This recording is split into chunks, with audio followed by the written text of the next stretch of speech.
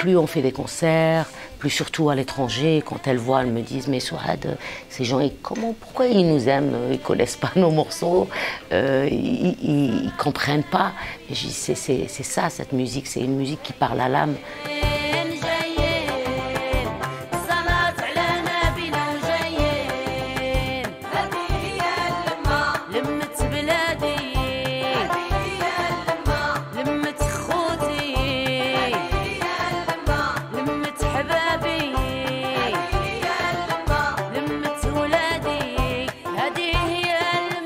Lemma, c'est un groupe de femmes intergénérationnel composé de... on est sept dans le groupe. La doyenne, elle a 80 ans. La plus jeune, elle a 23 ans. C'est des femmes qui viennent du sud algérien, d'une petite ville qui s'appelle Béchar, sud-ouest algérien, bord du désert. Et ces femmes, je les connais depuis mon enfance parce qu'elles ont animé les mariages de mes frères et sœurs, de mes cousins. Et là, on s'est retrouvés sur le projet que j'ai créé qui s'appelle Lemma. Le mot Lemma veut dire l'union, le rassemblement. On revisite la musique de la Saourad, cette région, les styles musicaux qui sont nombreux dans cette région-là. J'ai quitté l'Algérie il y a de cela quelques années, 28 ans. Et à chaque fois, j'ai toute ma famille qui sont restés là-bas. À chaque visite de ma famille, j'allais visiter un petit village qui s'appelle Tarit, dans une palmeraie. Et par habitude, tous les vendredis, depuis très très longtemps, les femmes se réunissent dans une petite maison, dans la vieille ville de Tarit, et chantent. Et j'ai trouvé ça extraordinaire. À chaque visite, j'allais les voir. C'est vraiment un espace de liberté énorme pour ces femmes-là. Parce qu'elles ne font pas que chanter, elles chantent, elles préparent le thé sous le bois de feu. Et puis, elles parlent aussi souvent de leur vie, de leurs problèmes, de leur sexualité. C'était vraiment un chant de liberté pour elles.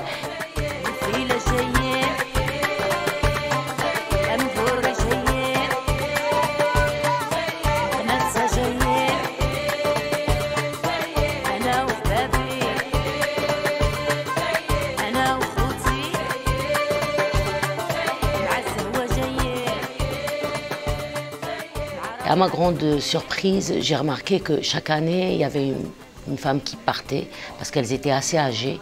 Et quand je leur ai demandé où est-ce qu'elles sont, vous, les jeunes, où est-ce qu'elles sont les filles, elles m'ont dit, elles étaient vraiment tristes, elles m'ont dit les filles ne s'intéressent pas à cette musique, elles la trouvent un peu vieille, archaïque. Du coup, je me suis dit, si ces femmes sont amenées à partir, elles vont emmener ce trésor avec elles parce que tout est oral chez nous, la transmission elle est orale. Et du coup, c'est là où je me suis dit, il y a vraiment quelque chose à faire. Et j'ai monté ce groupe Lemma. Du coup, j'ai fait appel à toutes ces femmes. On a fait une réunion. Au départ, c'était pas facile. Elles étaient vraiment partantes pour faire la scène parce que pour elles, c'était une ouverture. Mais il fallait convaincre les maris, les enfants. Il fallait qu'ils aient confiance en moi aussi. Et l'aventure n'était pas très évidente au début. Je partais pendant 2 ans, je faisais des résidences là-bas. Je louais des maisons à Tarit, dans cette palmeraie, et j'emmenais ces femmes. Du coup, je les arrachais à leur cuisine, à leur mari. J'étais pas très aimée au début. Le premier concert, c'était à Alger, pour le festival Diwan. Et le public algérien était vraiment surpris. Même le public algérien ne connaissait pas beaucoup ce style musical et je me disais ah ouais, il y a des femmes qui jouent le qarqabou, t'es sûr que c'est des Algériennes, ça fait partie de notre patrimoine. Plus on fait des concerts, plus surtout à l'étranger, quand elles voient, elles me disent mais Souad, ces gens, pourquoi ils nous aiment, ils connaissent pas nos morceaux, ils comprennent pas. Et je dis c'est ça, cette musique, c'est une musique qui parle à l'âme.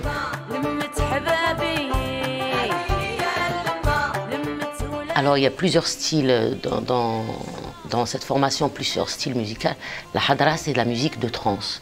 Et elle est interprétée par la doyenne qui a 80 ans, Hadja Zaza, qui a 40 ans de carrière.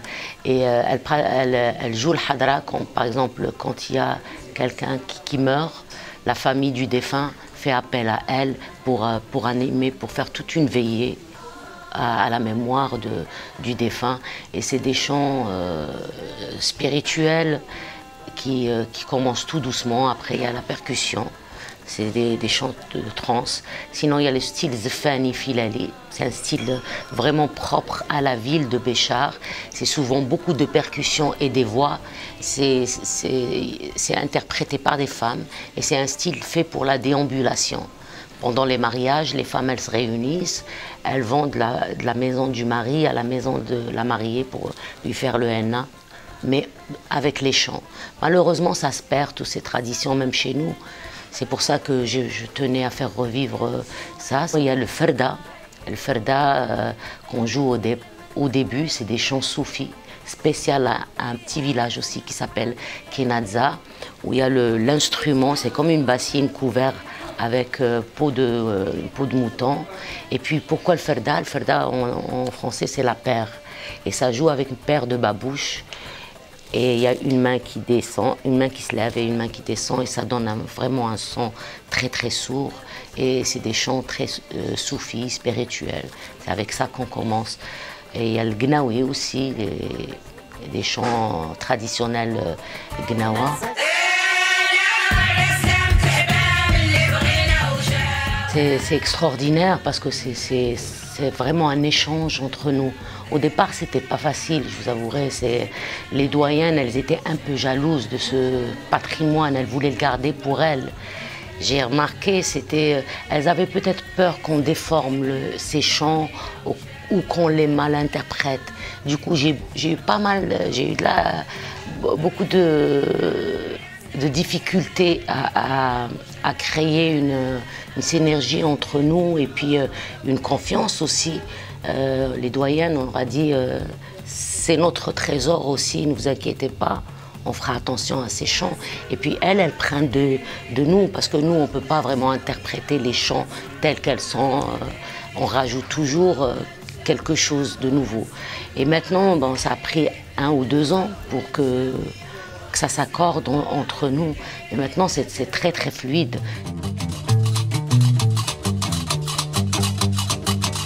Moi, je suis auteur-compositeur, j'ai composé mes propres morceaux. J'ai un groupe à Paris avec qui je tourne. J'ai d'autres projets aussi, je suis sur pas mal d'autres projets, d'autres spectacles. Mais ce projet, je l'ai fait pour moi. C'était une démarche égoïste au départ. C'était pour moi parce que j'ai quitté l'Algérie en 92 et je suis venue toute seule à Paris. Et à chaque fois que j'avais un coup de blues, je me référais à ces chants. Quand j'ai constitué ce groupe, c'est comme une bouffée d'air pour moi. Le fait qu'elles viennent à Paris, c'est comme si toute ma terre vient à moi. Grâce à elles, je me sens vivante.